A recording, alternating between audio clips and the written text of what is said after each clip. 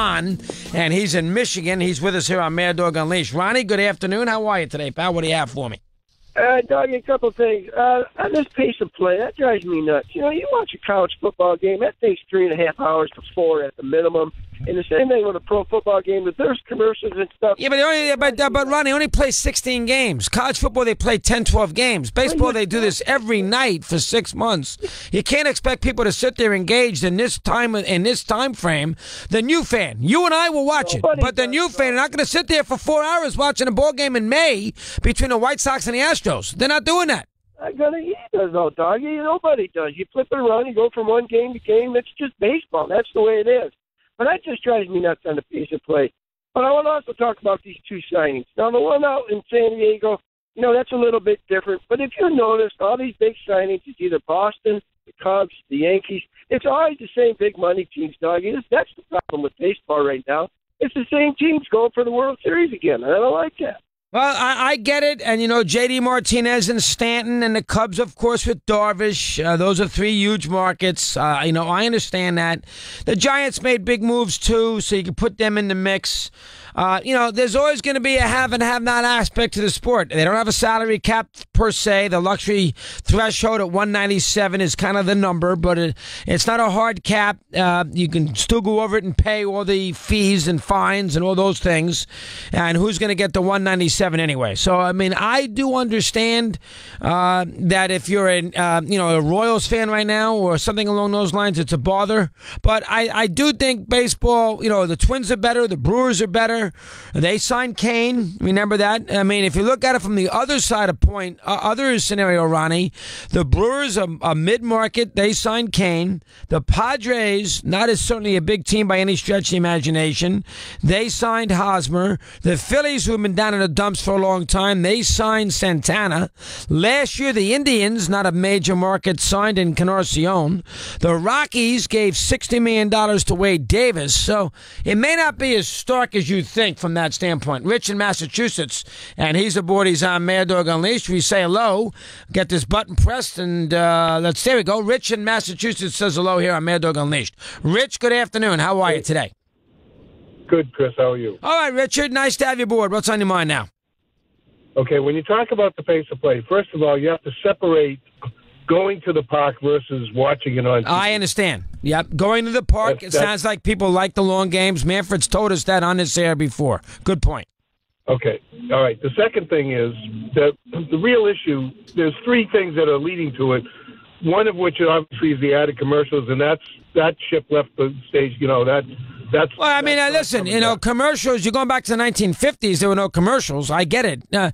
I mean, and right now in a local game, if you do the math, 18 times 2.5, that's 36. That is roughly about 40 minutes every game is brought down into commercials. So I understand your point there, 100%. Right. Okay, but the big thing, besides the pitching changes, which I agree with you about, the other big thing is that every pitch is now an event. And it's like, yes, there are certain moments in a game when it clearly is like the key part of the game, but you're in the third inning of a game in June against, you know, between Kansas City and the White Sox, and there's a runner on first, and it's taken forever for him to throw the pitch because it's like an event. That's the problem. I agree. And they can't solve it. Remember now, the pitch clock was not going to be implemented with runners on base, so it was only going to be when he was winding up. So that would not have prevented those. But as an example, right? What about, like, okay, I realize he was a great pitcher, but when Greg Maddux pitched, how long were the games? Well, remember, Maddux... How long were the games?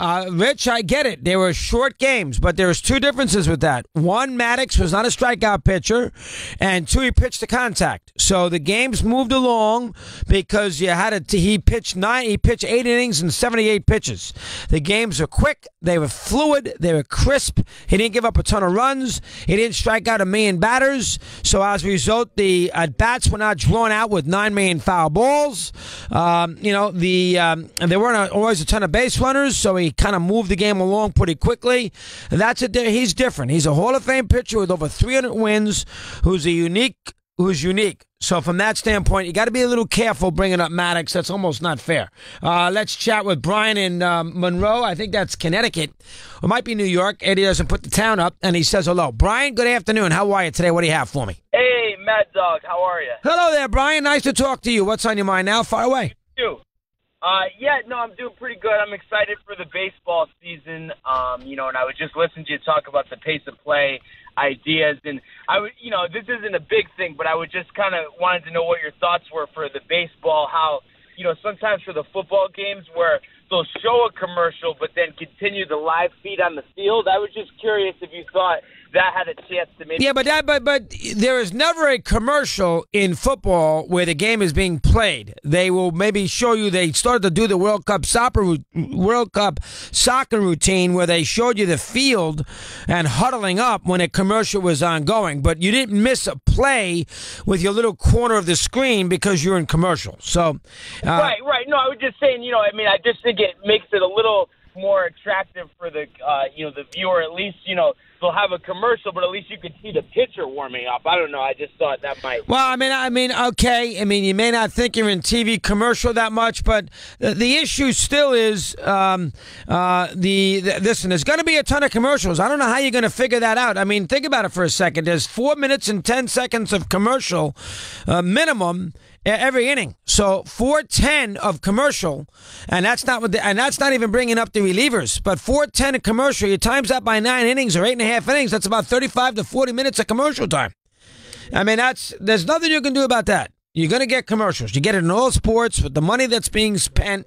You get it in the NBA. You get it in the NHL even. You get it everywhere. You may not get it as much in the soccer. They do it a little differently. That's the one great thing World Cup soccer does. The games move really quickly. There's no messing. The only negative about the World Cup soccer is that the official... The referee is the only guy in the world who knows how much time's left in the game, and nobody else. And there's no clock, there's no scoreboard. You have no idea how much time's left in the game except for the head referee. That's stupid, but the game moves crisply, no question. Dan Lang's got a sports bite. He's on Mad Dog Unleashed.